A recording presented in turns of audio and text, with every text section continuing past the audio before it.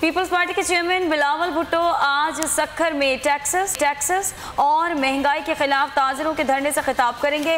बिलावल भुट्टो की आज क्या मसरूफियात रहेंगी, इसी बारे में मजीद आपको बताएं। हमारे साथ मौजूद है ब्यूरो हेड सक्खर शाहिद अली। जी शाहिद, बताइएगा कैसा मसरूफ दिन होगा बिलावल भुट्टो का आज?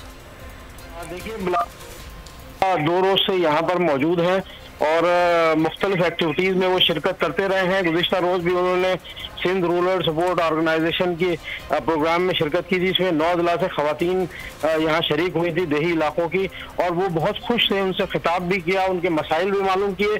आज भी बिलावल भुट्टो जो है ताजरों के धरने में शिरकत करेंगे। महंगाई, टैक्सों और हुकूमती पॉलिसियों के खिलाफ लगाए जाने वाले इस धरने से न सिर्फ बिलावल भुट्टो बल्कि सैयद खुर्शीद अहमद शाह, अवैध शाह और उनके साथ दीगर जो पीपल्स पार्टी के अमायदीन हैं, सैयद नासिर हुसैन शाह भी खिताब करेंगे।